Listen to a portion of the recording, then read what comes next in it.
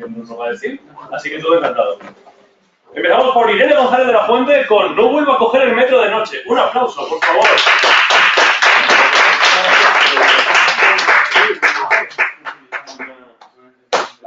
Hola Irene, ¿qué tal estás? Toma para ti, este es tu bromita. ¿No quieres contarnos de qué va? Sí, vale, pues bueno, tampoco es que tuviera una historia pensada antes, digamos, un estilo, pero básicamente está basado en una historia real, muy literalmente, de un día que volvía de la uni después de hacer un trabajo y estaba reventada y pues, por poco me quedé dormida, de no haber sido por unas chicas que estaban cantando, yo creo que estaban borrachas, pero estaban desafinando mucho las canciones de Disney y era un poquitín molesto. Vale.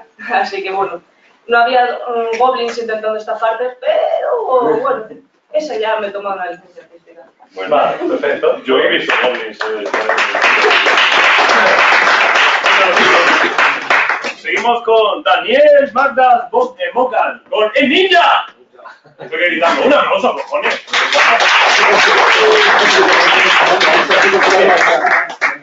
qué va tu podcast? ¿Y qué hace? Ninja. Sale de noche y se va de marcha. Encontrar una estatua y empieza a la estatua y se convierte en uno. Vale, ¿se convierte en un? Claro. Ok, es un poco spoiler, pero... Vale, muy bien. Muy bien, muchas gracias. Puede pasar, sí. Diego Blázquez. Diego Blázquez, un aplauso para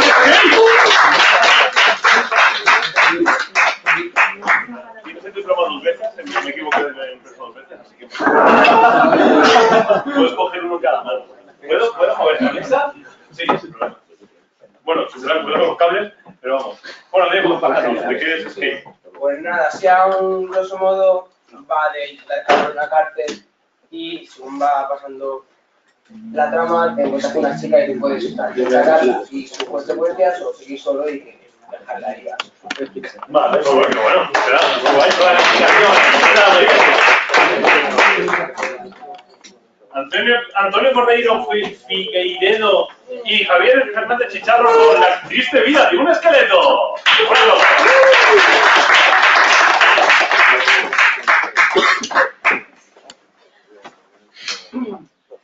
Aquí sí que tenéis una regalo.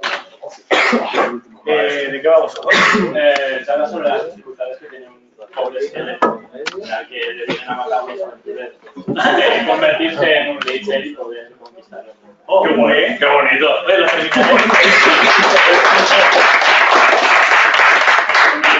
chiste de entra un esqueleto en una taberna y dice: ¿me dejo una cerveza y una fregona? Ya está.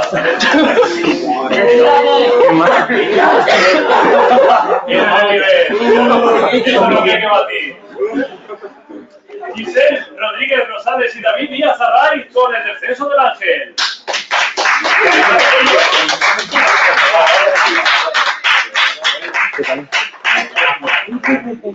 Hola Giselle. Estoy aquí grabando. ¿De qué va todo?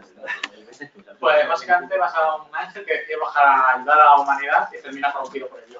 Ah, muy bien, perfecto.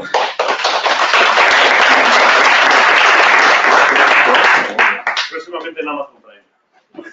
Luis José Parra con Hermanos. Luis José. Luis José no está. Un aplauso para él.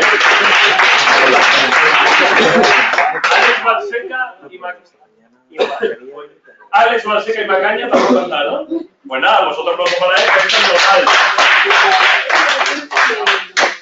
Marina Gutiérrez Casa con Fénix.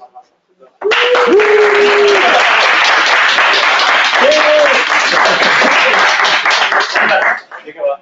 Pues es un tío que está encerrado en un palacio de cristal y la historia es su camino hacia la locura autodestructiva.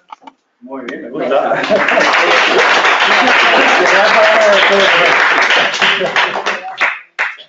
Alba Navarro Martínez con Comienza el día.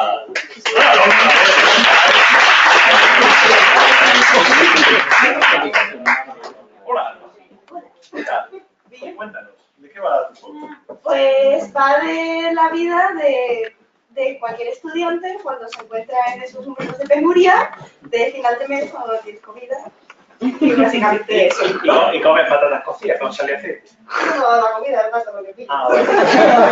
Un aplauso.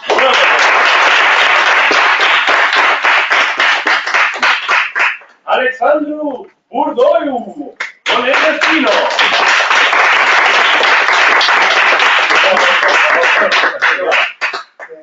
Sobre un chico que tiene que sobrevivir a un metro para llegar a su destino. Ah, vale, perfecto. Es un espinón, vale. Muy bien.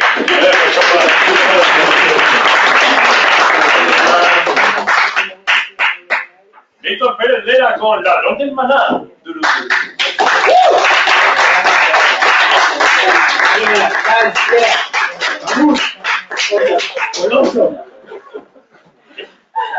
Bueno, Roberto, ¿de qué va el juego? Nada, entonces pues que tienen que tener aquí la ropa.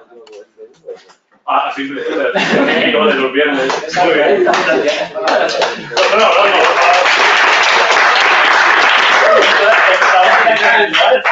ladrón del maná. Bueno, como... guay. Vale. Bueno, pues, Cristian Alexander y David Bravo de Oro por Calvario. ¿Cómo que David? Sí, David. Daniel, pues, Daniel. ¡Qué broma! Calvario.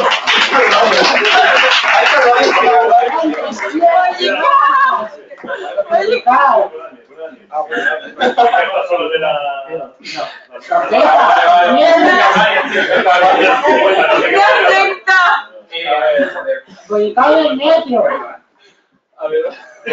Sí, hay básicamente unos predicados que te dan poderes y ventajas. Sí, hay un poder que es básicamente que su vida se convierte en un calvario y no le pasa un sucede cosas malas después de haberse comido un medicado que le ha dado un físico con una túnica en la calle. Y forma parte de una secta.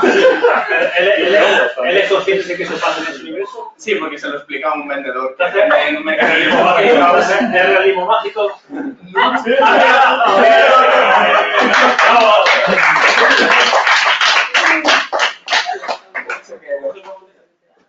Son pagos, pero de la que están vacías, sí.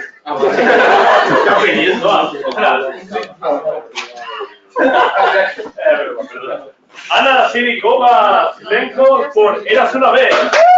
Claro,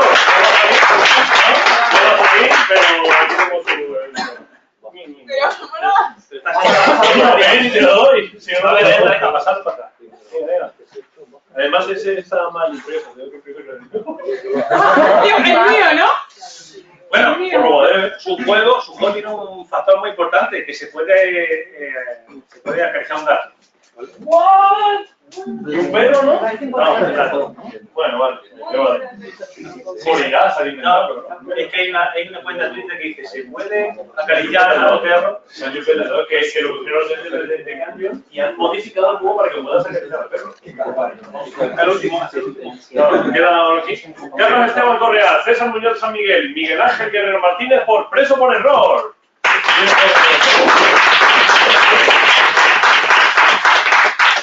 Además tiene el premio de las mayores risas mientras lo estabais haciendo. Porque a veces es una patín, esto es otra patín.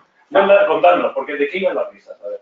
Bueno, pues a ver, es una historia en la cual te meten en la cárcel porque llegas a trabajar a tu casa y te encuentras a tu madre tirada en el suelo con un cuchillo clavado. Coges el cuchillo y te viene un vecino, llama a la policía. Bueno, y ya está. Vas a la cárcel y puedes... El juez es Arnold Schwarzenegger. Y ahí está la risa.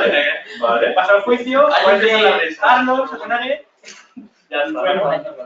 No vamos a ver, pero nada. Bueno, pues nada, un aplauso, por favor.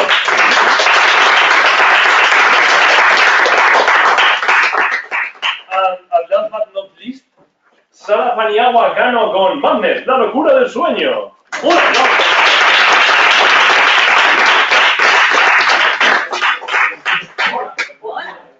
Cuéntanos, ¿de qué va Madness? Pues es una muchacha que está atrapada en un sueño y tiene que ir resolviendo pistas y hasta conseguir armar un puzzle y despertar del sueño. Ah, muy bien. Muy bien. ¿Cómo? Con puzzles Eso se programados. trata, si todavía no lo he... Vale. Está en desarrollo. ¿Y lo vas a presentar a ella? Pues si lo consiguiera ¿Lo desarrollar... considera realismo mágico? No sé, claro, sí, por eso. Pero si son sueños que afectan a la vida real. Que no, pues no sé qué dice, ha cambiado la vida. Algo tiene que ver. Pero claro, para ellos eso tiene que ser cotidiano, para que sea más. Vale, tomo nota. Gracias. Muchas gracias, Sara. Estamos. Nos quedan 4 minutos. Nos quedan 4 minutos, nos faltan 2 ponentes, ¿no? Para la mesa redonda. Si queréis, vamos a ir preparándolas. Vale, podemos hablar, no sé, de montar un chiste, ¿no? ¿Alguien cree que puede batir mi chiste? Un pan cuando se cae. Un pan cuando se cae. ¿Cómo? Nadie falta que el día. Que hace un pan cuando se cae. Que hace un pan cuando se cae. Estabas buscando. Sí, seguro. ¿Cómo se dice? ¿Cómo se lo papel? Me quita la caquita del papel escrito. ¿Qué? Papel higiénico. Ah, vale, pero es papel escrito. ¿Cómo se dice papel higiénico? Me quita la caquita. Lo veo bien. Lo veo claro. ¿Ya estamos todos? María. ¿Sí? Esto no es un grupo. ¿Sabes lo que es una trampilla? Para que vaya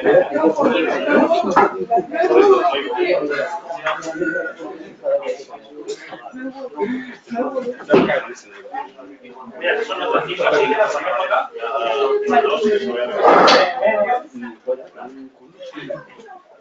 ¿Amigo? Ahí, no, y si viene alguien a sentarse,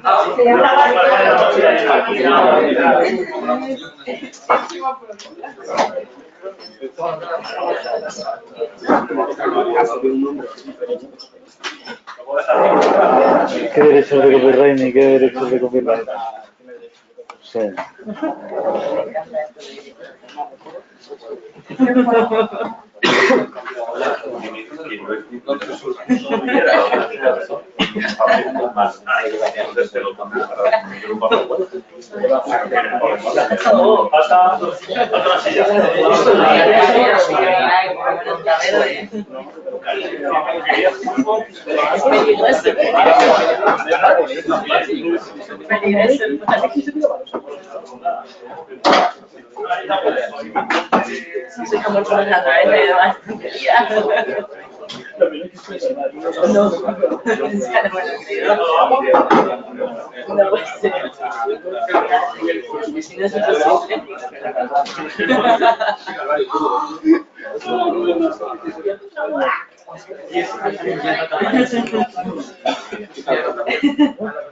Algo así.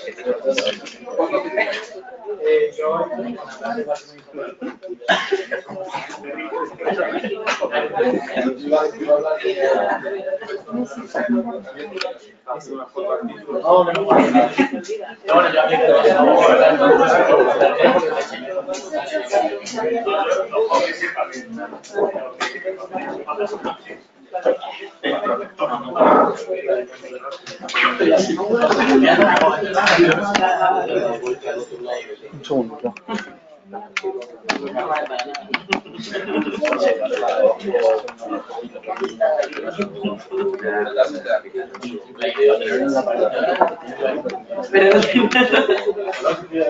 Vale, voy a comprobar que se vea.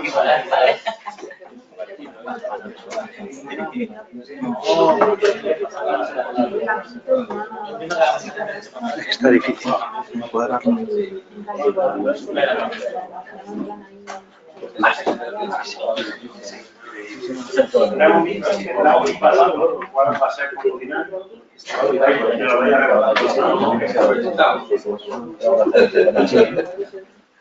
Sí, aparte del vino, los micros son para la salvación. La ropa es diferente. Cuando ya vayan a tener que hablar al pico, ¿vale? Para que el público lo escuche.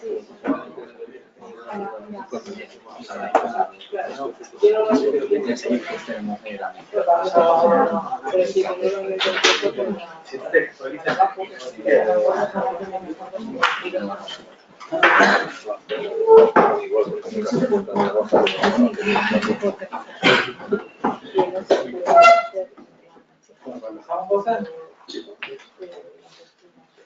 Bueno, bienvenido a esta segunda parte de la jornada que llevamos hoy, ¿de acuerdo? Como he explicado esta mañana, pero bueno, como hay gente nueva, esta mesa redonda la hacemos porque hemos hecho un evento que se llama Rayuela de Arena, está el segundo año. El año pasado lo hicimos sobre mitología y religión y este año pues lo hemos hecho sobre realismo mágico. Entonces, aparte de que sea una jam durante el mes de abril, estamos haciendo juegos, pues también nos gusta reunirnos con gente para hablar de diversos temas. Entonces, hoy como sabía que iba a haber mucha gente, que iba a tener un primer contacto con juegos narrativos y tal, pues he querido reunir a este equipo de estrellas para que vamos a hablar de eso, de los juegos narrativos que nos gustan o no, ¿vale? Porque no a todos nos gustan las mismas cosas. Y, bueno, eso, hablaremos un poco también de la sinopsis de los juegos, pues si no la conocéis, de las estructuras que tienen. Me gustaría transmitir que, aparte de todo lo que hemos aprendido esta mañana, pues hay juegos que son muy potentes y tienen las estructuras más sencillas, no necesitan ni de layer branching ni estructuras complejas, ¿vale? Entonces, eso, cada juego, cada historia te pide un tipo de estructura. Bueno, gente que ha colaborado para hacer esto, pues Rayuela de Arena, Nava Textualiza, mi compañero coorganizador que no ha podido venir, Eduardo Sánchez, y también para los eventos de esta tarde colabora Fenders. La mesa de Cyberpunk la ha organizado Eleazar, que es colaborador de Fender. Y bueno, queremos agradecer evidentemente a Master D que nos ha cedido este espacio para hacer esto, ¿no? Si no, nosotros nos venimos arriba, ¿no? Para hacer esta segunda edición de la jornada, pero no teníamos sitio, ¿no? Y Álvaro Loman enseguida dijo, pues podéis contar con nosotros, que vaya. Que bueno, ya sabéis cómo es, lo que lo conocéis, ¿no? Y estamos aquí, pues gracias a Master D y gracias a ellos. Bueno, más o menos le he explicado a los ponentes que ellos tienen que, digamos, defender un juego narrativo o dos. O sea, los juegos que más les gustan a ellos, los va a defender, va a ser una mesa redonda dinámica, aunque yo dé el turno de palabra, pero luego ellos espero que empiecen a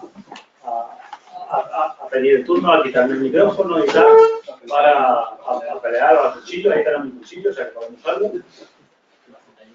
Y supongo que sea un poco dinámica, que no va a ser una mesa formal. ¿Okay? Vamos a ver. Vale, de acuerdo. Y ya está, vamos a empezar.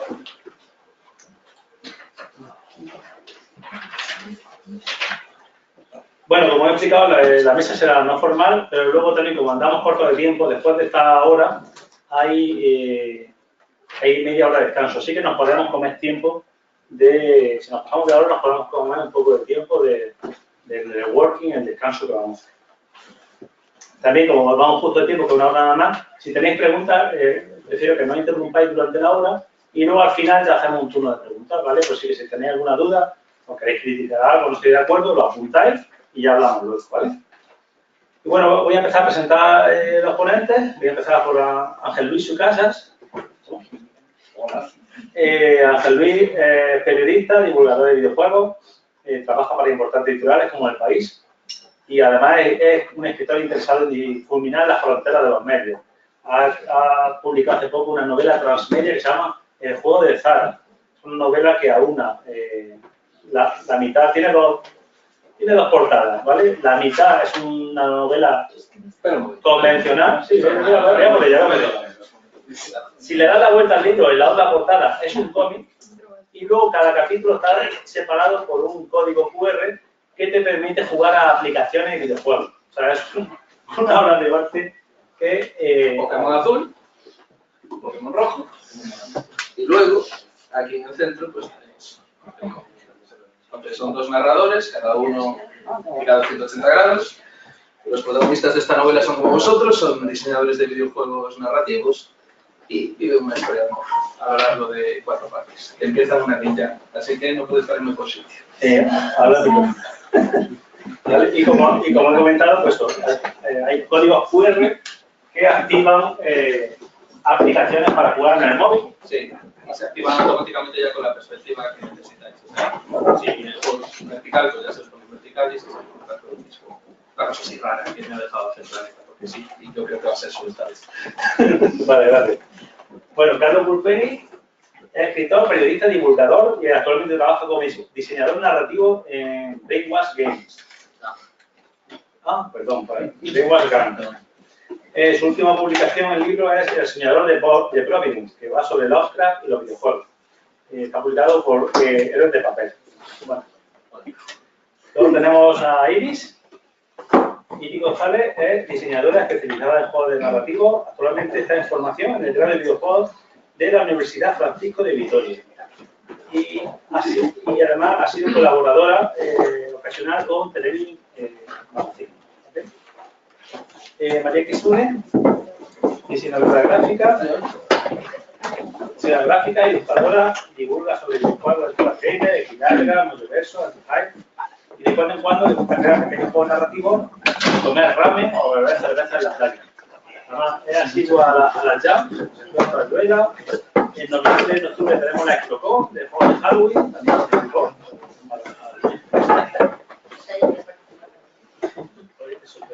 Cuento contigo siempre. Vale. Nari, Irina Alvarado. Nari, aquí está. Nari es programadora, diseñadora de videojuegos en Triton Games. Aparte de una jugadora empedernida, le gusta mucho la aventura gráfica. Colabora con Television Magazine, Fenders, y ha participado en la publicación de Protesto, videojuegos para una perspectiva de género, un libro bastante importante que no sería una antología, ¿no? Bueno, son varios autores y autoras que colaboran para realizar este libro, ¿de acuerdo? Sí, y Chile también ha participado. Efectivamente, es una tamuerta. Okay. Y por último yo, soy Rubén Guilnés, como he dicho, organizo toda esta movida de la Rueda de Arena. Y bueno, soy un diseñador de videojuegos, estoy especializado en ficción interactiva, como hemos visto, en narrativa interactiva. Y bueno, y hace ya tiempo era articulista y editor de Diorama, pero eso ya se cerró, ¿vale? Pues no teníamos tiempo. Ok, pues venga, empecemos. Primera pregunta. No quiero lanzar una definición formal de juego narrativo, ¿qué es un juego narrativo? Así que prefiero preguntaros por vuestro contexto. ¿Cuál es el juego narrativo que os ha marcado a vosotros para que os guste especialmente este género? Vamos a seguir el turno de palabras. Empezamos con Ángel, por ejemplo. Vale. Pues quizá el juego que más me explotó la cabeza, como está tan de moda decir hoy en día, fue el Castlevania Symphony of the Night, porque me lo jugué siendo muy chaval, no sé qué tendría yo, tendría 11 o 12 años, y no fue hasta que me leí una guía de superjuegos que descubrí que me había jugado Solar. Entonces, yo descubrí que había que hacer un ritual completamente extraño en el que había que ponerse unas gafas, 2 anillos, uno decía póntelo y otro en la torre, el anillo dorado y el anillo plateado. A partir de ahí conseguías las gafas que te permitían ver una esfera que controlaba al jefe final y te permitía entrar en un segundo juego que era igual de grande el primero y que nos perdimos el 95% de los jugadores. Y yo creo que fue en ese momento que ya había vivido con Konami en la época de Mega Drive, con un Protector muy raro, un Contra muy raro que habían hecho, en el que me di cuenta de que hay ciertas cosas que solo se pueden hacer en los videojuegos y que no puede hacer ningún otro arte narrativo, ¿no? Y ya no es solo la interacción, sino que la estructura que le puedes plantear narrativa al jugador a través de esa interacción escapa de lo que puede hacer una novela o una serie, ¿no? Es algo que nos pongamos muy transmedia y muy experimental. Entonces ese probablemente fue el juego que me marcó, aunque hoy vengo a hablar de Déraciné, que es otro juego que me ha marcado muchísimo, que ha sido probablemente la primera experiencia de realidad virtual que me ha dejado una huella ejemplar. ¿De qué va Déraciné? Déraciné cuenta la historia de 5 chavales en un orfanato victoriano que son espiados por una presencia invisible y ajena al tiempo. Y esa presencia invisible y ajena al tiempo eres tú. Muy bien. Muy interesante. Y bueno, y ha hablado de Castlevania. ¿Tú definirías Castlevania como un juego narrativo? Sí. ¿Por qué no? Sí. ¿Le damos vuelta al castillo? ¿Por qué no? Hay mucha narrativa, ¿no? Pues vamos a ir con Carlos. Carlos, ¿cómo para ti ha sido definitorio en tu amor por los juegos narrativos? pues el juego que a mí me marcó, ya no solo por los temas narrativos, sino que me hizo plantearme tratar el videojuego de otra manera, posterior y dedicarme a ello, fue Dear Esther, que fue la ópera prima de Chinese, que es además de una tesis doctoral que es espectacular, que es Dan Pink, sobre narrativa, y fue el primer juego que me hizo a mí ver el potencial narrativo del videojuego, ya no por la gente del jugador o por las decisiones, como bien ha dicho Ángel, sino incluso la forma de narrar de una manera que yo hasta ese momento, por ahora, no me había cruzado más que en la novela, en la literatura, y ya que ya se llama Rayuela, o sea, Dear Esther es como una proto-Rayuela de los videojuegos con ese planteamiento solo ya incluso de que cada acción que suceda en el mundo, el texto que tú recibes es un juego narrativo, es un walking simulator, de este término con orgullo reasimilado después de que se usaba para criticar este tipo de juegos, que solo caminas, miras y escuchas correr. Pues un hombre que llega a una isla, no sabe muy bien por qué, y de hecho cada vez, mi impacto tuve un problema con la partida y la tuve que reiniciar y me di cuenta que el comienzo era completamente diferente. Ya el juego tiene cinco fragmentos de una carta que recibes, que escribes a esa querida Esther, y cada principio de la partida es una pool de esos 5 textos. Y la cosa es que cada vez que tú avanzas por la isla, diferentes puntos de la isla, el texto que recibes es también aleatorio. Y no tienes un rumbo, tú no tienes objetivo, solo estás en la isla y no sabes nada más de lo que tienes que hacer ni de lo que va a suceder en la isla. Y esa posibilidad de una especie de casi creación así aleatoria, que no están, es lo que me hizo plantearme de otra manera cómo se había hecho por un lado eso y hasta dónde se puede llegar a llevar. Y luego de Chinese Room, como se hablará aquí más adelante, y a otro juego narrativo muy relacionado muchas veces con el realidad. Ok, Iris, tu turno.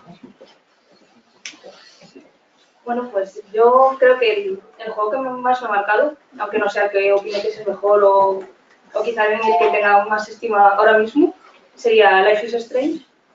En parte porque llegó una época en la que llevaba mucho tiempo sin emocionarme de verdad con un juego. Y fue a raíz de jugarlo en el momento en el que decidí que quería dedicarme a esto y que quería vivir de los videojuegos. Y bueno, para quien no lo conozca, pues Life is Strange es la historia de una chica que vuelve a su pueblo a estudiar fotografía después de un tiempo fuera y de pronto presencia un asesinato y al intentar detenerlo descubre que puede retroceder en el tiempo. Entonces tiene que utilizar sus poderes tanto para manejar su vida cotidiana y sus relaciones dentro del pueblo como para intentar detener el fin del mundo, que al parecer vendrá en forma de tornado, bueno, no el fin del mundo, pero sí el fin de su mundo. Y sí, buscar la forma de resolver sus problemas, todo de la mano como de la coprotagonista y el foco principal de la historia, que sería Chloe Price. ¿Ven?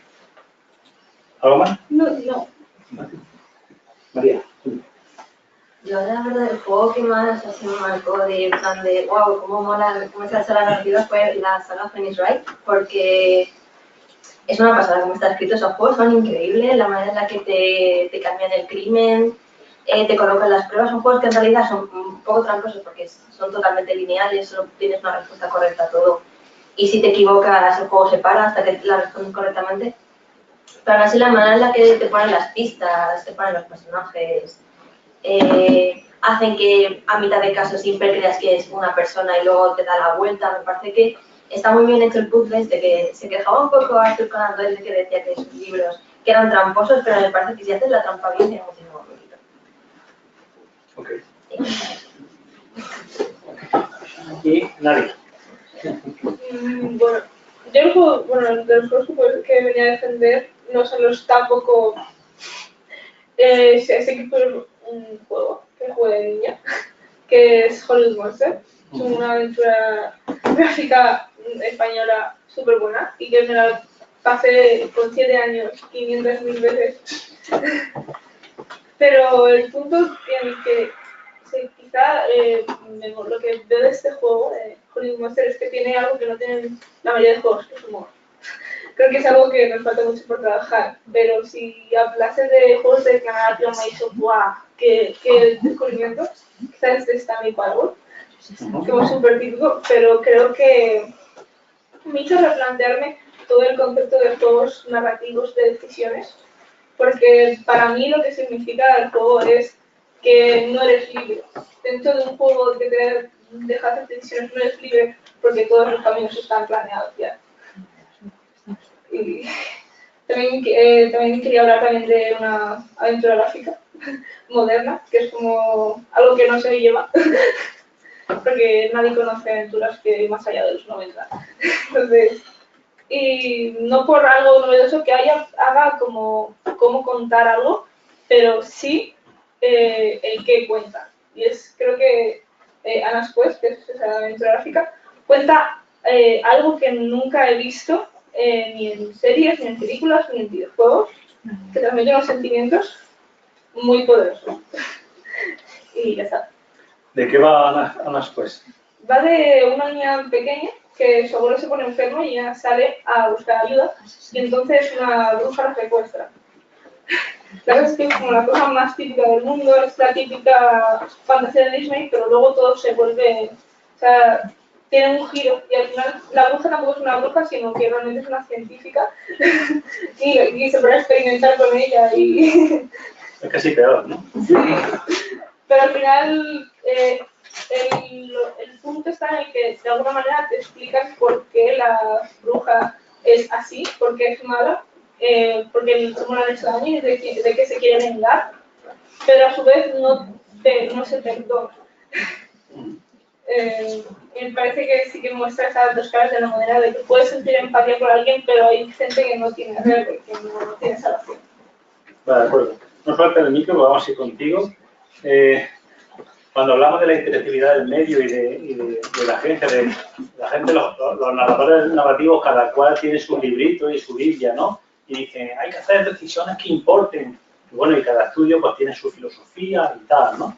Entonces, pero hemos visto que vamos a hablar de una variedad de juegos que no todos usan los mismos libritos, ¿no? Ni la misma biblia de diseño. En ese aspecto de los juegos que han mencionado,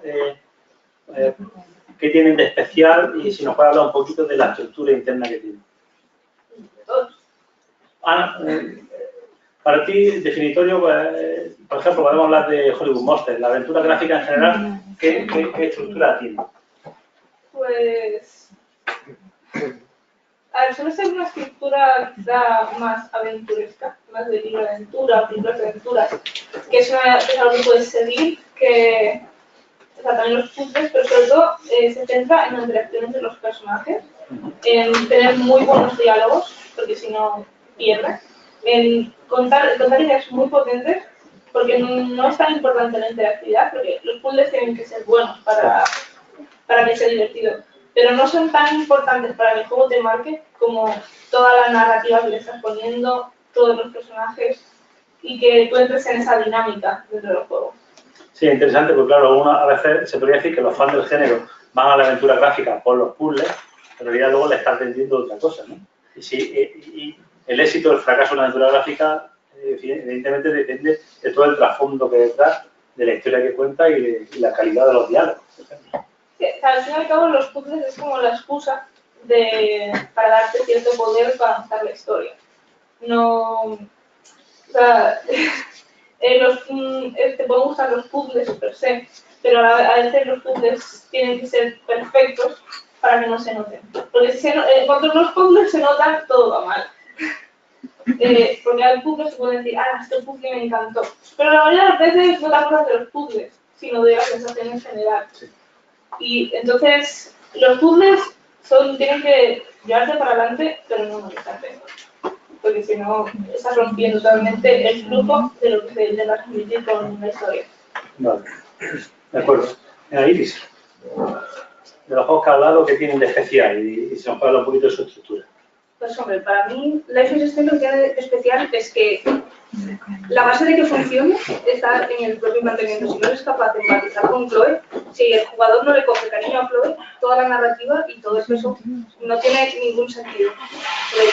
Durante todo el transcurso está dividido en 5 episodios y en cada uno de ellos como tenemos avances menores en la historia y sobre todo seguir aumentando ese vínculo empático que crea el jugador con Chloe. De hecho, todas las personas que conozco que no han conseguido empatizar con Chloe, no han disfrutado en absoluto el juego, porque realmente cuando llegas al final, si tú no has conseguido tenerle el mismo cariño a Chloe que le tiene Max, las decisiones, aparte del poco sentido que tiene ya de por sí después su carrera narrativa, pues tienen aún menos. O sea, en cierta manera, al final estamos hablando de Max es la protagonista de la historia y Chloe es su compañera, su amiga de toda la vida. O sea, que fijáis lo importante que transmite a través del personaje secundario, entre comillas. Sí, porque de hecho, lo que ha sido muy criticado de Life is Strange, tanto con los finales como lo poco que es en la toma de decisiones, para mí lo mejor que hace Life is Strange, o al menos su clave, es que independientemente del resultado de las decisiones o lo que tomes, lo importante es el tiempo que consigue que te quedes reflexionando y pensando sobre cuál crees que es la opción correcta, qué es lo que va a traer lo mejor para lo que la rodea. Y precisamente por ser una adolescente, por ser una chica que está volviendo a su pueblo, que se encuentra perdida y que tiene que reconocer un poco como el universo en el que se mueve, tiene todo el rato esa necesidad de, vale, toma una decisión y no es como otros juegos que es, tengo 5 segundos, tengo que decir rápido, es, tómate todo el tiempo del mundo para pensar en todo lo malo que pueden tener todas las decisiones que puedes tomar. Tomas una decisión y es la propia protagonista la que te recuerda de, uy, a lo mejor no debería haber hecho esto. Y es precisamente gracias a esa implicación que tomas al tomar las decisiones lo que hace que para mí Life is Strange funcione como funciona. Claro, es evidente que Life is Strange copia de la escuela de Telltale. Bueno, copiar no está mal. Me refiero que Telltale siempre ha hablado de decisiones morales importantes. En Walking Dead, ayudo a se come el zombie o se come a la otra, ¿no? O bueno, o decisiones morales más importantes, ¿no? Entonces, en ese aspecto, ellos, eso sacrifica digamos, para la Biblia de diseño de esta gente, lo importante son la decisión moral. Sí, por supuesto. Ok, de estructura, ¿nos puedes comentar un poquito la estructura que tiene? Semilineal, lineal. Sí, eso es que teóricamente se habla un montón de líneas temporales y luego que amplia, pero realmente hay el acto A, pasan cosas para que empatices y vuelves al acto A, repites o no.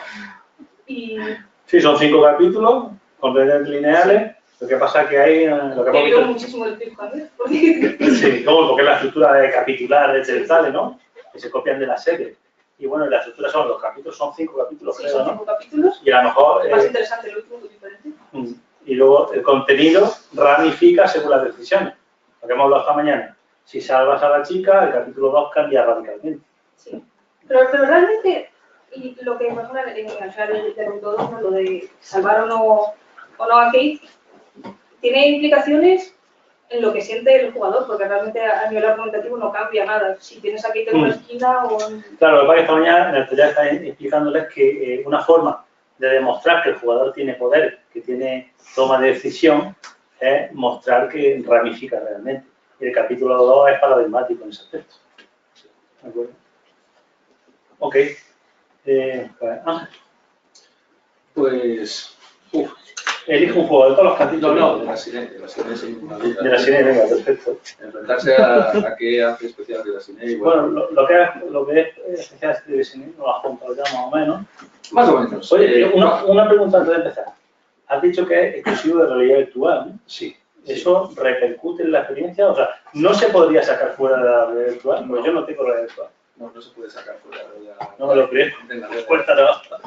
Cuento porque la realidad virtual tiene 2 aspectos para los diseñadores narrativos con los que hay que jugar, porque ofrecen una potencia a la hora de transmitir una historia diferencial con respecto a estar en una pantalla. El primero es el hecho de que no tienes una pantalla delante. No tienes una pantalla delante, tampoco tienes una serie de objetos delante que no forman parte del espacio de la ficción. Pues, para que nos entendamos. Si uno está sentado en su sofá, pues muy sumergido que esté en la partida, delante va a tener una mesa, a lo mejor tiene un gato encima, a tu pareja al lado y un montón de elementos que están ajenos a la ficción. Cosa que no pasa, por ejemplo, cuando estamos leyendo. Cuando estamos leyendo evocamos un mundo en el que sí estamos cuando la experiencia lectora es potente, completamente sumergidos. Entonces, la realidad virtual, el primer elemento fundamental que ofrece un diseñador narrativo y sobre el que tiene que reflexionar profundamente, es que el jugador está completamente sumergido. Y su mundo, auditivo y sensorial, es el mundo del videojuego. Y eso marca una diferencia enorme y Miyazaki lo entiende. Y la segunda es que... claro, un momento. Es verdad, claro, Desiree es de Miyazaki, del director de Dark Souls. Y presidente de From Software. Y presidente de From Software, claro. Y decisor de todas las cosas que pasan en From Software, desde un tweet en su cuenta de Twitter hasta el peinado que lleva un personaje. Es una cosa alucinante lo del control que lleva Miyazaki sobre sus juegos. Bueno, la otra cosa que es fundamental es que en realidad virtual, como podemos trasladar uno a uno movimientos naturales de nuestro cuerpo, y en concreto las manos, podemos explorar consecuencias empáticas que no se pueden explorar con un controlador convencional. ¿A qué me refiero con esto? A que el hecho, por ejemplo, de quitarle un sombrero a un personaje, de acariciar a otro, o de que alguien nos dé algo, adquiere un significado empático y, por lo tanto, genera un recuerdo en nosotros muchísimo más potente. Déraciné, y esto está relacionado con su estructura, tiene varios momentos que se definen por estas interacciones casi táctiles, en las que alguien te da algo o tú tocas a alguien. Y hay uno en concreto en el que un personaje, y esto marca toda la estructura de Déraciné, se suicida delante de ti. Porque digamos que el personaje que tú eres en Déraciné es capaz de absorber el tiempo de cualquier cosa. Pues coge un pájaro, absorbe su vida, y usarlo, pues o bien para dárselo a otra, digamos, a otro ser que hubiera muerto, o bien para viajar atrás en el tiempo. Bueno, pues Miyazaki nos engaña durante la mitad del juego, unas 3 horas, haciéndonos creer que estamos viendo una sucesión lineal de sucesos. Pero cuando esta persona se suicida delante de nosotros, descubrimos que esto se parece mucho más a un momento. Y que tenemos que empezar a viajar en el tiempo, en los días que habíamos estado, para intentar averiguar cuál es la pieza que falta para que ese final terrible al que asistimos en nuestro primer ciclo nunca suceda. Y digamos que es tremenda la complejidad narrativa a la que llega, porque igual que Dark Souls es un juego tremendamente difícil, o Sekiro es un juego tremendamente difícil, y la dificultad allí sucede en la interacción, aquí la dificultad es intelectual y emocional.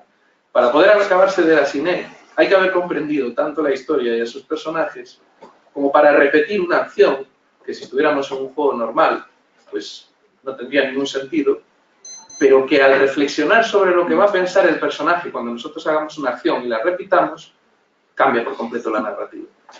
Es un juego que me tiene completamente fascinado, creo que tiene pues probablemente muchos de los mejores personajes que he visto en la historia de los videojuegos, y además es que tiene, hablabais las dos de lo importante que es la memoria del jugador a la hora de evaluar la experiencia que ha tenido. Eso es esencial para un diseñador narrativo. Tiene que pensar cuáles van a ser los momentos memorables de sus juegos. Y Miyazaki en esto, hay poca gente en esta industria, pues a lo mejor Kojima, el de Tetris Effect, que no sabe dar nombre, que sabe generar recuerdos porque plantea sus situaciones audiovisualmente y emocionalmente de una manera que tú ya no te puedes olvidar de esa escena que viste. Tú no te puedes olvidar de la primera vez que ves cuando se viene hacia ti el Defiled Dragon en Dark Souls, que se parte por la mitad y se viene atrás de él, y eso queda aquí grabado, y aquí no te puedes olvidar del momento en el que descubres quién eres, del momento en el que una persona se suicida delante de ti, o del momento en el que 2 hermanas se confiesan un secreto en mitad de la noche mientras hay algo fuera de la mansión.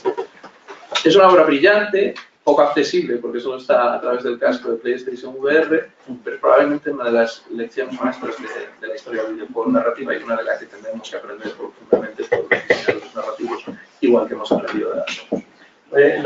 Estructuralmente entiendo que las acciones del jugador tienen consecuencias directas por el poder.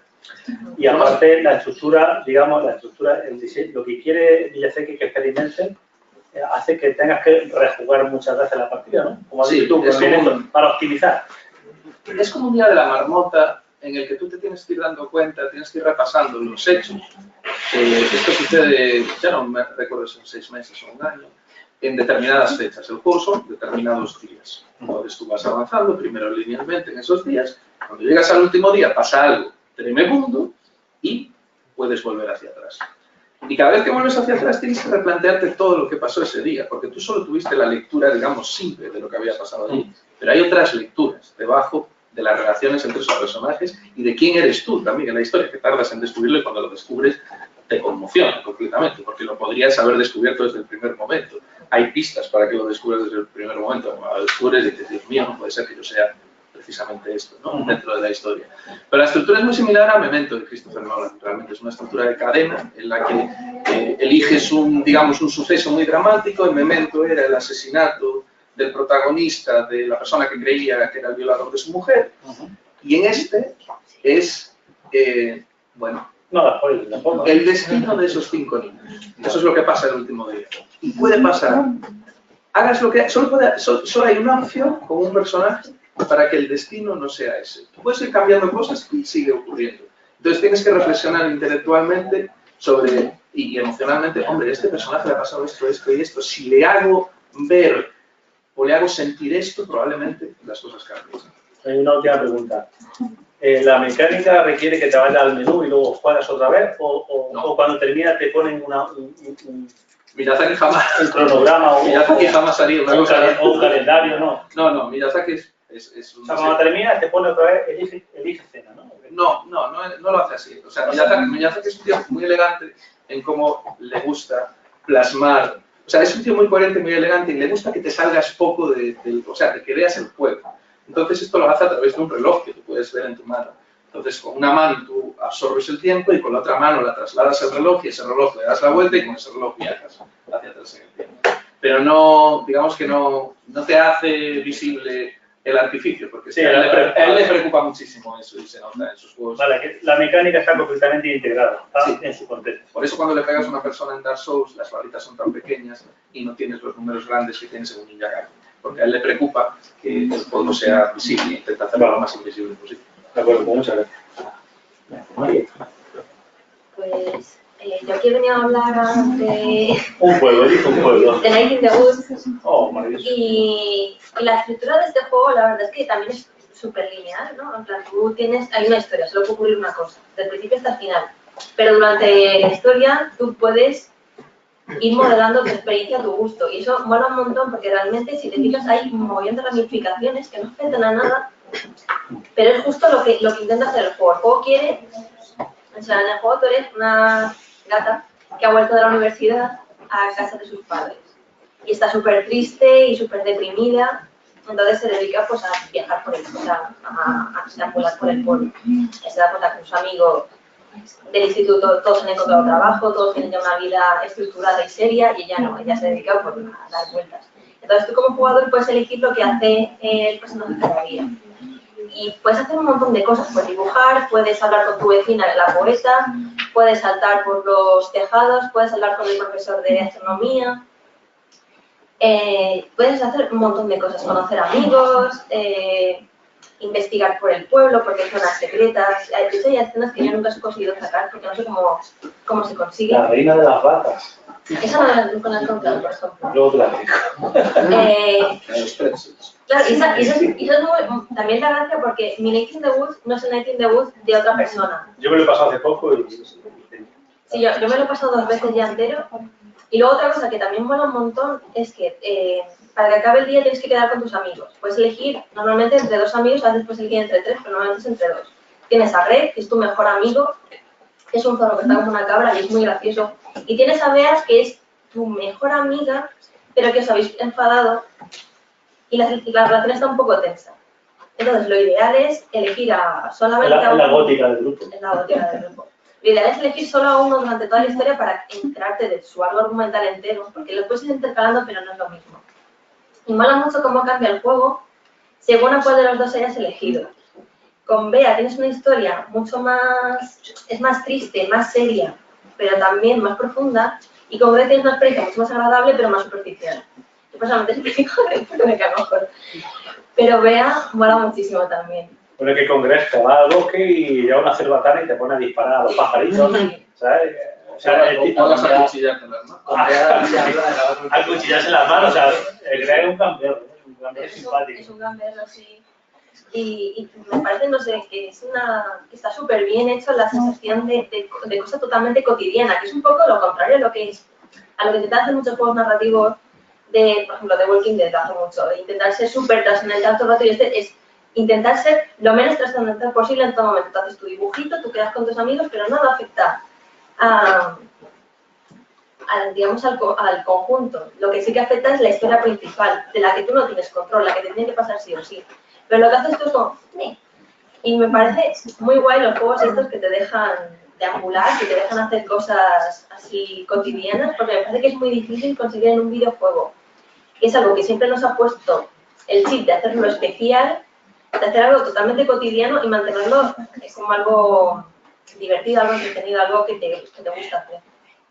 Creo que es lo que hace Night in the Woods, es un juego súper especial y me parece que esa sensación la consigues muy pocas veces. A lo mejor ahora con Ringo Ishikawa, que lo estoy jugando, sí que tienes esa sensación también de cotidianidad absoluta, pero me parece que está aún mejor en Night in the Woods porque también apela un poco más al público más occidental y tal, porque no todo el mundo es un pandillero japonés de los 80, pero sí que mucha gente vive pues la crisis del capitalismo, el drama millennial, el paro, todo eso, me parece que sí que es más relatable. De acuerdo. Fijaros que, como he comentado ya, en la estructura del Night in the Woods también son varios días, 5 o 6 capítulos, 7 o 8 horas, bastante largo. Sí, es larguito. Y luego tiene ramificaciones, o sea, si quedas con un amigo no puedes quedar con otro, y esa experiencia te la pierdes, ¿vale? Si quieres volver a tenerla tienes que rejugar completamente. Y lo que ha destacado ella también me parece muy importante, que olvidémonos un poquillo de las decisiones importantes y dramáticas. Es que la belleza del juego es esas decisiones pequeñas. Con quién paso el tiempo, las tonterías que digo con mi amigo Greg, etc. ¿Vale? Claro, es que te puedes perder hasta incluso diálogos.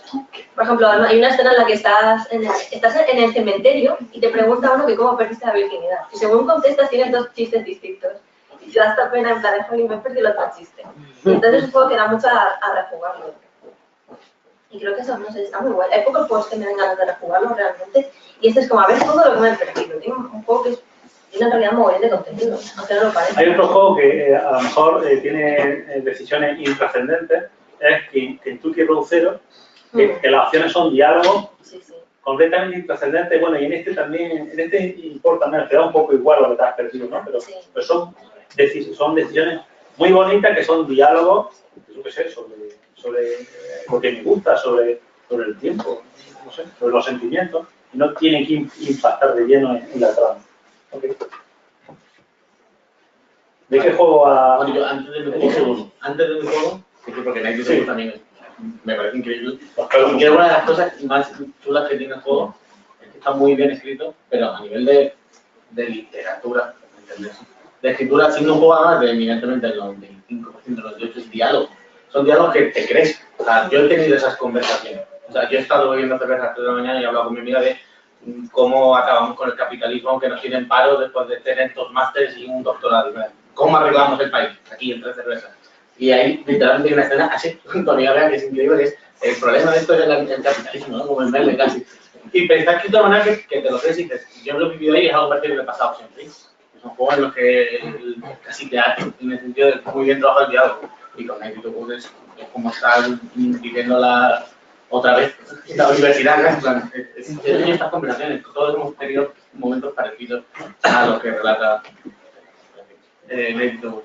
Y bueno, yo iba a hacer trampas porque Ángel iba a hablar de un juego previamente Ángel iba a hablar de un juego que ha cambiado vilmente al final, entonces iba a poder hablar de The Chainless Room, que es el estudio que he dicho antes, que me gusta tanto. Pero yo quería hablar aquí de What Remains of Edith Finch, que es un juego que salió ya hace 2 años. ¿Hace un par de años salió? Sí, no, sí.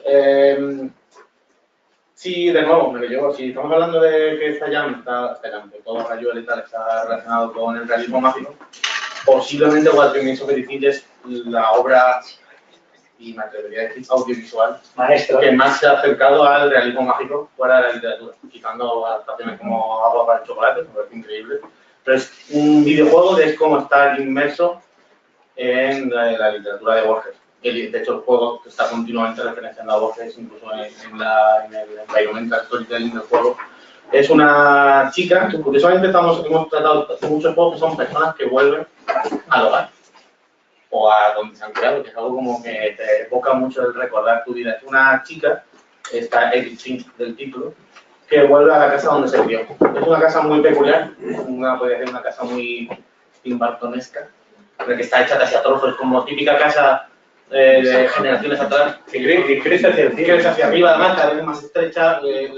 Se notan los años. La casa la construyó su tatarabuelo, que es noruego y que llegó a Estados Unidos, pues hace una primera casa, añade un piso arriba, luego una casilla al lado, luego, bueno, no. Es como muy rocambolesca. Y ella regresa allí porque es la última Finch que queda viva. Ella va a su casa con un cuaderno con el árbol genealógico y va. La estructura del juego es completamente lineal, en sentido no se parece nada a DST ni a Everyone's Gone to the Rapture, que era el juego que me intencionaba hacer y del que iba a aprovechar para hablar dos veces. Es muy lineal, de hecho el juego está dividido en habitaciones, digamos. Tú vas recorriendo la casa, desde la cocina hasta la última habitación que hay en el techo, y cada habitación es una representación de un familiar de Edith Finch. Ella, como he dicho, ella llega allí con un árbol familiar y un cuaderno. Y de hecho, a medida que descubres qué ha sucedido con tus antepasados, desde tu tatarabuela cuya habitación se selló y nadie se volvió a abrir, nunca la volvieron a abrir, es muy Márquez todo, ¿no? Desapareció y cerraron la habitación, cosas muy así. Y son las vivencias y los recuerdos de esas personas y cómo los recibe ella, Edith Finch, y el jugador. La cosa está en que siempre se mueve en ese terreno tan de realismo mágico. De verdad, una persona cuando tiene un bebé en la cocina puede llorar tanto como para tener sal para toda la vida, como en agua para el chocolate, o no. O puedes prenderte fuego por hacer el amor con mucha pasión con tu amante. Entonces, son situaciones que o puedes echar a levitar por las mariposas en el estómago que tienes, que este juego te plantea como totalmente natural. Pero juega con la reflexión. Es un juego que a mí me gusta decir que es un juego que es casi un tratado o una clase acelerada sobre narrativa en general, como le pasa a muchas películas de Shyamalan, que hablan sobre cómo contar historias. Y Edith Finch es un juego que te habla de cómo contar diferentes situaciones traumáticas, todas ellas relacionadas con la muerte. Es la gracia que tiene el juego. Tú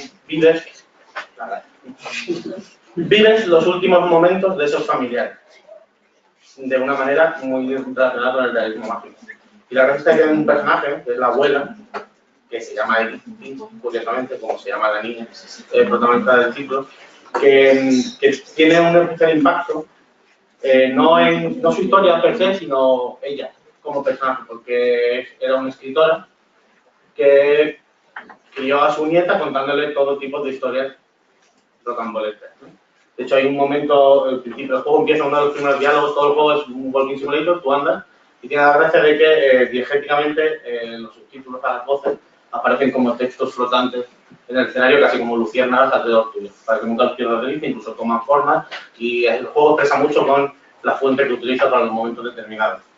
Y antes de llegar a la casa hay un jardín con un lago y hay como un columpio de ruido que tiene forma de dragón. Y está destruido, está como derrumbado. Y en un momento que a mí me hizo especialmente clic y que creo que es lo que trasciende el título cuando estás investigando la vida de tu abuela, la chica reflexiona y encuentra una noticia sobre la muerte de su abuelo, que muere haciendo una obra en la casa construyendo un columpio. Y la chica reflexiona y dice, mi abuela siempre me dijo que mi abuelo había muerto combatiendo a un dragón. Y el abuelo había muerto haciendo el columpio con forma de dragón de la familia. Y que la abuela es una especie de cuentacuentos, de vieja alcahueta que cuenta historias muy de realismo mágico. Y el juego en ese momento se convierte en una reflexión sobre cómo cuentas las historias y cómo las recibes como jugador, cómo te proteges ante la muerte de tu hermano, o de un familiar, o de tu madre, o de tu tío, e incluso hasta qué punto importa lo que se cuenta o el cómo se cuenta. Hasta qué punto es más importante el hecho en sí o la narración que recibe la otra persona, ¿no? Cuando hablamos de narrativa siempre de la diferencia entre historia y relato, que no es lo mismo una historia que el relato que recibe el jugador. Y tiene un peso especial en el juego, porque como he dicho, se llama What Remains of Edith Finch, puede traducir como lo que queda de Edith Finch.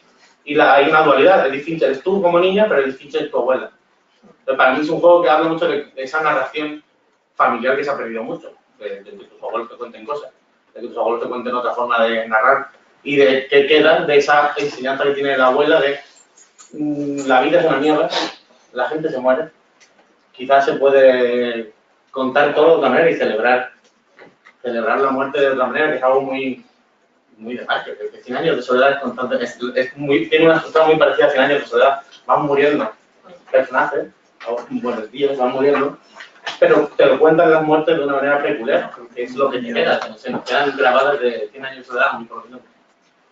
Recuerdo más eso, escenas como la de las mariposas y tal, o ese comienzo, que la estructura propia, que con el film pasa mucho, mucha gente no recuerda todas las historias, pero recuerda las más impactantes. Hay historias verdaderamente impactantes, nivel, igual cierro el juego un rato, y no sé jugando porque cada vez que tú entras en una habitación dejas de ser Eddie Finch y pasas a ser esa persona que está recreando su muerte de diferentes maneras. Entonces, literalmente tú estás jugando a matar a cada uno de esos miembros de tu familia. Bueno, aunque no es literal porque, digamos, la mecánica que en cada habitación juega un minijuego que representa la muerte de esa persona transformada por el realismo mágico de los cuentos de la abuela. Algunos son minijuegos más complejos, digamos, y otros siguen la estructura de pasear. Por ejemplo, podemos hacer un spoiler chiquitito. Uno de la rama de los Finch que murió, pues se mató columpiándose, ¿vale? Se salió del columpio, en el minijuego no te matan, el juego lo que hace es que desaparece. Y te vas al espacio como una... Lo que hemos dicho siempre, ¿no? Si das la vuelta con el columpio, desaparece a otro universo. Claro, todo se cuenta desde esa perspectiva totalmente de realismo mágico. Ya digo, en las estanterías de la casa de los Finch, todo es el Ariel, el jardín de los senderos que se bifurcan, todo es literatura del boom latinoamericano del realismo mágico, porque es un juego que no esconde sus cartas. Vas a jugar aquí una novela de Borges y tan tranquilo. Ok, de acuerdo. María, ya que Carlos ha hablado de la importancia, eso, hemos visto narrativamente una historia muy lineal, ¿ok? O sea, es casi como una caseta de la feria, ¿no? Vas por el mismo camino y no te puedes desviar. Pero transmite muy bien historias muy potentes sobre personajes. Entonces, vamos a aprovechar esto y hablar de... habitualmente en los juegos narrativos o en la industria de videojuegos se suele decir que los personajes son muy difíciles de hacer, ¿no? Se suele decir que un logro es BioShock Infinite. No me acuerdo cómo se llama la muchacha, ¿no? Isabel. Isabel. Pero Isabel, al final, con toda la inteligencia artificial que tiene tal, lo único que hace es lanzarte monedas y lanzarte balas. O sea, tampoco está muy guay, pero entonces se suele decir que eso queda una cuenta pendiente. Pero nos estamos dando cuenta de que en muchos juegos narrativos la potencia de la historia es a través de los personajes. Entonces, ¿cómo crees tú que necesitamos inteligencia artificial y mecanismos superpotentes? ¿O por qué nuestra historia funciona? Tiene personajes, pero no sé. ¿Cómo se la apañan en The Woods para que funcionen los personajes? O ya lo has comentado un poquito. Pues eso, no, pero aprovecho para hablar del otro juego que Vale. traído, que es Battlefield Sub. Que Battlefield Sub mola mucho porque es un juego... Sinopsis. No, pero primero os voy a contar el contexto. Venga, vale. Sí, Battlefield Sub es un juego gratuito que salió en Ixios y hecho solo por una persona y que es un juego que no tiene ningún tipo de pretensión, no tuvo ni marketing ni nada. Una chica lo publicó y punto. Este juego salió en Kotaku, salió en Waypoint y salió en Polygon. ¿Y cómo un juego sin ningún marketing acaba saliendo ahí? Pues porque el juego está tan bien escrito y los personajes están tan conseguidos que el juego lo petó y tuvo una cantidad de descargas brutal para lo que es. Entonces, este juego trata de 4 chicas. Además, es un juego que es súper modesto porque los sprites no se mueven, la estructura es lineal, no tomas ninguna decisión. Pero son los personajes los que lo salvan entero. Y los protagonistas son 4 chicas asiáticas que son de segunda generación de inmigrantes en Estados Unidos. Cada una es de un país distinto. Hay una que es india, otra que es coreana, otra que es china y otra no me acuerdo dónde es, me parece que es tailandesa. Y todas tienen en común que van al instituto, que son amigas y que ninguna es hetero. Entonces, la historia es de ellas lidiando con el instituto, lidiando con el racismo, lidiando con la homofobia y todo eso pues está adornado con un montón de memes, un montón de chistes, un montón de bromas de Naruto, la música de Titanic y es graciosísimo. Y es visual, ¿no? Es una visual novel, sí. Bueno. Y lo que mola de este juego es esto, que me parece que hay muy pocos juegos y muy poca media en realidad que esté documentando la época en la que estamos viviendo ahora, los chistes que estamos viviendo ahora, siempre como como los memes son así, que cuando alguien los saca en alguna campaña publicitaria ya se ha quemado la imagen o el chiste, es muy difícil de captar, pero yo creo que actualmente, incluso teniendo películas y teniendo juegos que traten sobre la adolescencia, siempre es una adolescencia que no es real, que es como...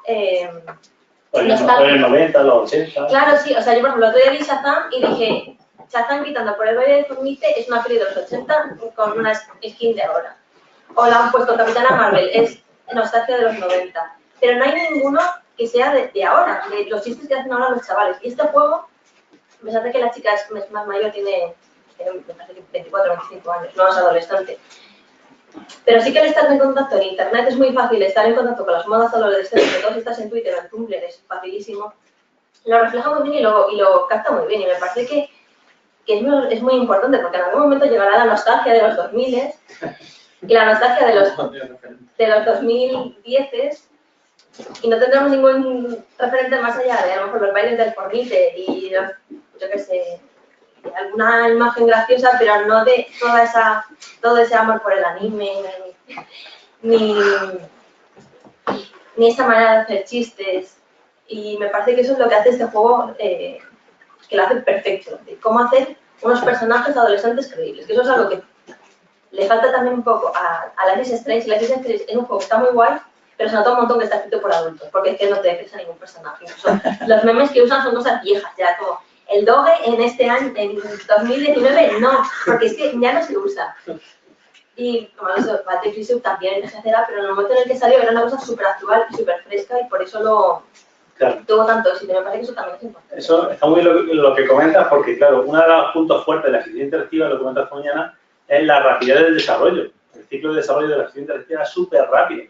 Tú puedes hacer rapidísimo un Twine o una visual novel, súper rapidísimo. En cambio, pues Life is Strange habrá costado unos 2 millones de dólares probablemente y se habrá tirado unos 5 años de desarrollo. O sea, la industria no puede estar al día de los problemas sociales actuales ni del espíritu actual. No pueden porque tú empiezas a hacer algo ahora y acaba el año que viene.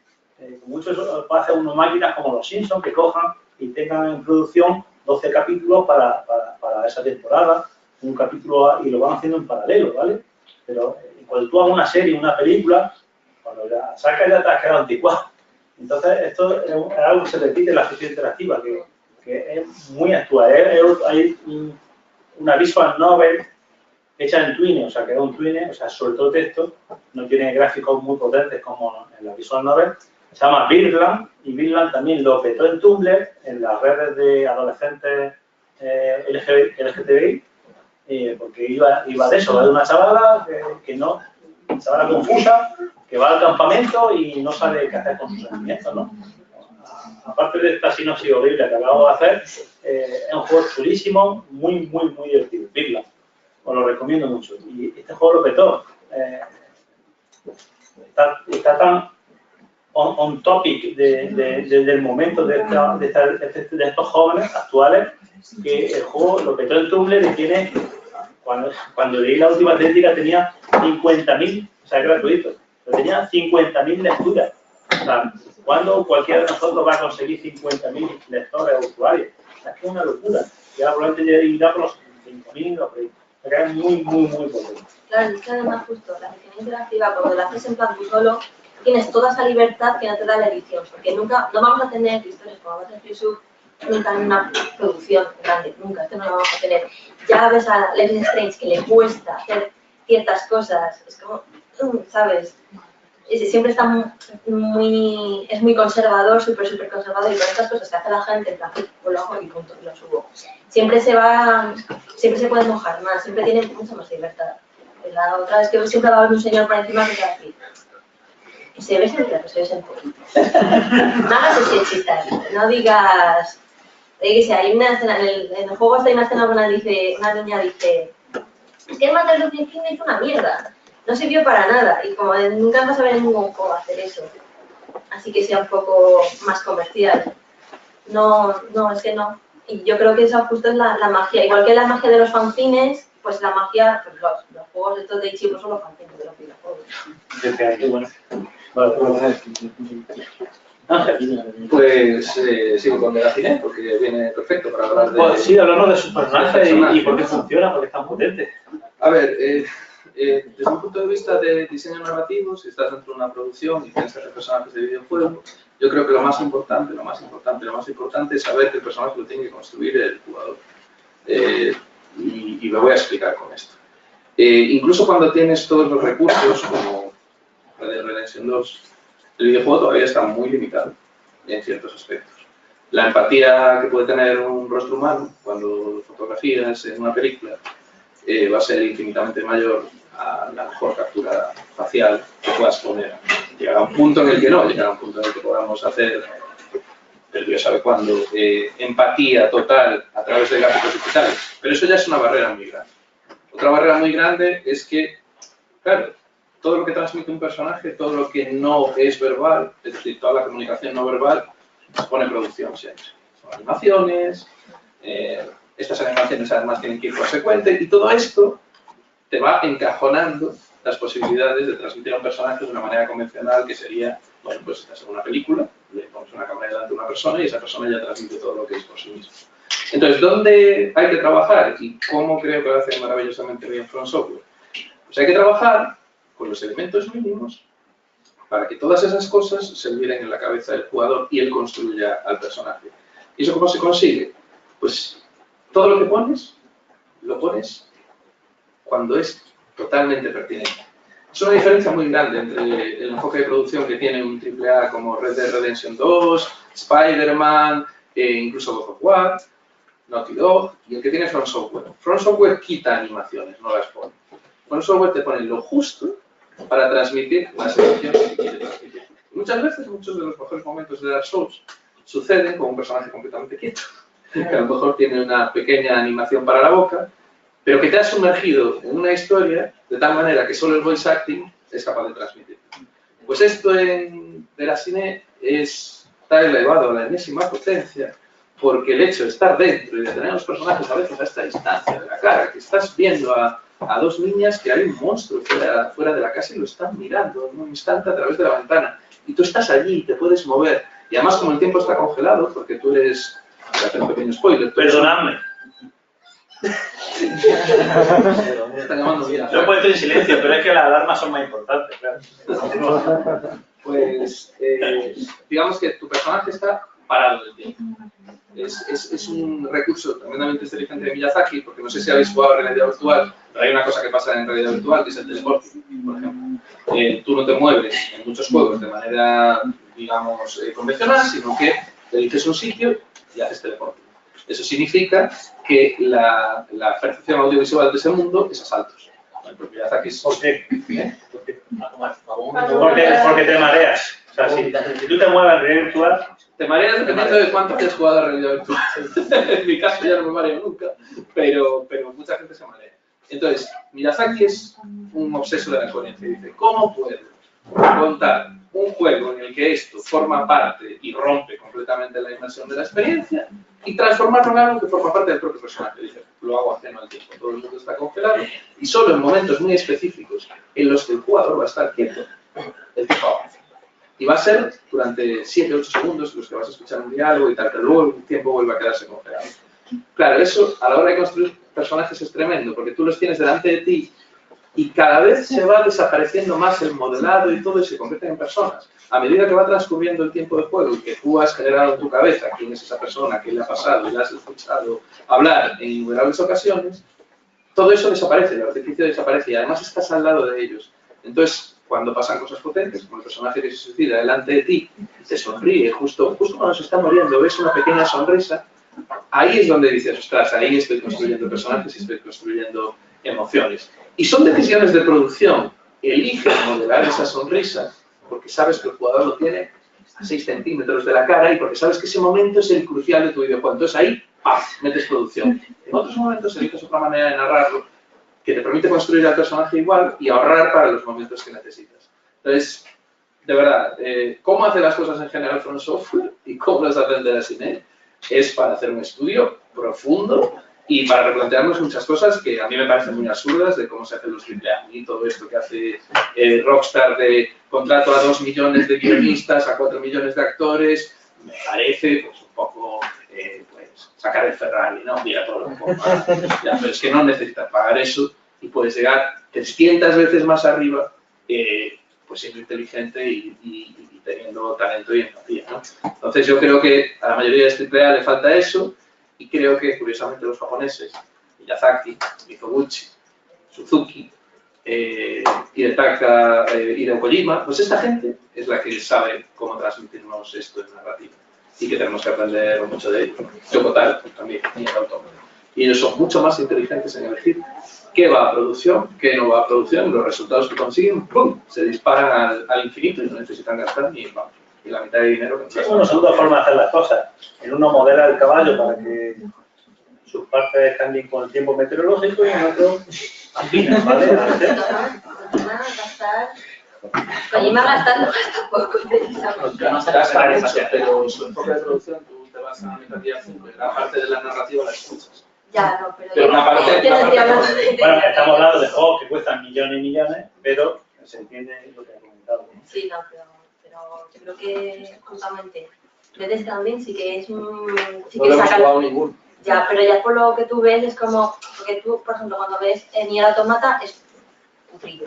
Y cuando ves de la cine es un trillo también. Tiene ciertos valores de producción que no son exquisitos, que son que ves ahí las costuritas.